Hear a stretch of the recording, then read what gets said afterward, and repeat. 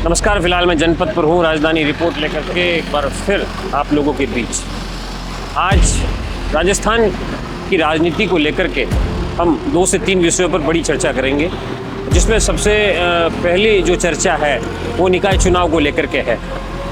देर आए दुरुस्त आए, निकाय चुनाव का ऐलान आज राज्य निर्वाचन आयोग की ओर से किया गया। 27 अगस्त को नामांकन शुरुआत होगी और उसके बाद 31 अगस्त नामांकन की आखिरी तारीख है। 3 तारीख तक नाम वापस हो सकेंगे। 4 तारीख को चुनाव चिन्हों का आवंटन निर्वाचन आयोग की ओर से किया जाएगा। 9 और 13 तारीख को 2 चरणों के अंदर पूरे राजस्थान के 309 निकायों के लोग वोट डालेंगे।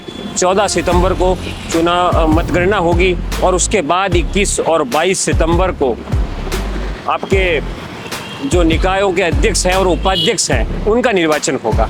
तो ये एक समरी है निर्वाचन आयोग की ओर से जो जारी की गई थी, लेकिन मैं उस पर नहीं जाऊंगा। ये तारीखों का जो मक्कड़ जाल है, इनसे बाहर निकल करके हम पार्टियों की रणनीति पर बात करेंगे। किस प्रकार से पार्टियां रणनीति बनाने में जुटी है। आज कांग्रेस मुख्यालय में पीसीसी चीफ गोविंद सिंह डोटासरा, नेता प्रतिपक्ष टीकाराम जूली, उसके अलावा जो कांग्रेस की जो यूथ विंग है उसके राष्ट्रीय महासचिव, तमाम लोग मौजूद थे और एक प्रेस कॉन्फ्रेंस की। उस प्रेस कॉन्फ्रेंस में उन्होंने कहा कि हम 50% टिकट जो है युवाओं को देने वाले हैं। कल यही बात अशोक गहलोत ने भी कही। कल जब कांग्रेस की कोर कमेटी की बैठक हुई उस दौरान ये बात सामने आई। दरअसल ये जेन जी और युवाओं का ये जो मामला है ये आज का नहीं है। कांग्रेस 2022 में 13 से 15 मई के बीच उदयपुर में एक अधिवेशन करती है और उस अधिवेशन में ये दावा करती है कि हम 50% टिकट अब युवाओं को देना चालू करेंगे। उसके बाद करीब आज 5 दिन बीत चुके हैं, 5 वर्ष बीत चुके हैं, माफ़ कीजिएगा। इन 5 वर्षों के दौरान कभी भी कांग्रेस को युवाओं की सुध नहीं ली। अब अचानक से सुध ली है। देखते हैं कि कांग्रेस इसको अमली जामा पहना पाती है या नहीं। कल पूर्व सीएम अशोक गहलोत ने एक बहुत बड़ी बात कही। उन्होंने कहा कि मेरे पास कोई भी नेता जो है सिफारिश लेकर के ना आए, अगर इस प्रकार से होगा तो हम उनको टिकट नहीं देंगे। उनके इस बात के क्या मायने हैं? क्या कांग्रेस वास्तविकता में युवाओं को टिकट देने जा रही है, या कांग्रेस लाइन में जो लगे लोग हैं, लाइन में लगे जो नेता हैं, उनको साइड लाइन करना चाहती है ताकि सिफारिश लेकर के आने वाले लोग बहुत कम बचें और बड़े नेता अपने चहेतों को टिकट दिला सकें? 2 प्रकार की संभावना फिलहाल इसमें नजर आती है। लेकिन सीएम अशोक गहलोत ने यह बात कही है तो इसके राजनीतिक मायने तो है ही। पार्टी के अंदर इसका मैसेज कार्यकर्ताओं के बीच किया जा रहा है, ये भी सोचने वाली बात होगी। अब आते हैं कांग्रेस की रणनीति पर।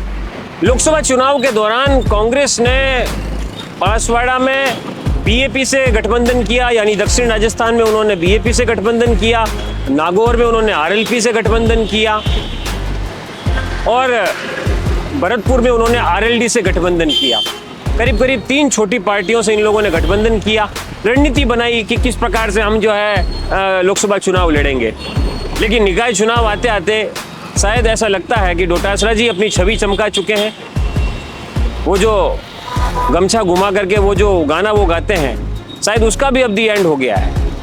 अब सवाल ये है कि कांग्रेस की जो रणनीति है, कांग्रेस की जो एकता है, वो भी कहीं ना कहीं सवालों के घेरे में है।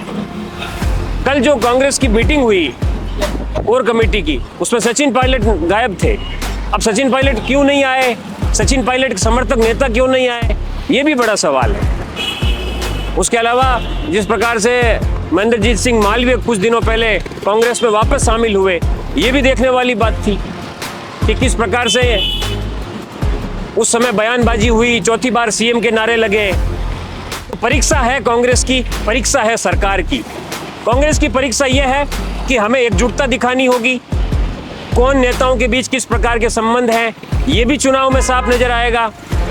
और चुनाव की रणनीति के जरिए ये भी पता लगेगा कि कांग्रेस जो बातें कागजों में और अधिवेशनों में कहती है, क्या उसे ग्राउंड पर उतार पाएगी। दूसरी तरफ सरकार की परीक्षा है कि सरकार उसको किस प्रकार से ले रही है। आज 309 निकायों के अंदर चुनाव का ऐलान हुआ है।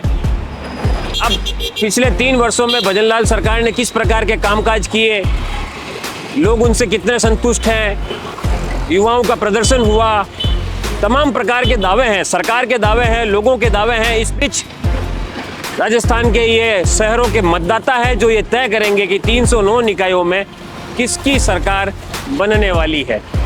तो फिलहाल जनपद से जो राजनीतिक खबर है वो ये है कि अगले 1 महीने तक पूरे प्रदेश में आचार संहिता लागू हो चुकी है, चुनावों का ऐलान हो गया है और अब देखना यह है कि बीजेपी, कांग्रेस और अन्य क्षेत्रीय छत्रप जिसमें आरएलपी, बीएपी, आज़ाद समाज पार्टी जितने लोग हैं उनकी क्या रणनीति रहती है और वो किस तरीके से निकाय चुनाव को जीतते हैं, निकाय चुनाव को लड़ते हैं। नमस्कार।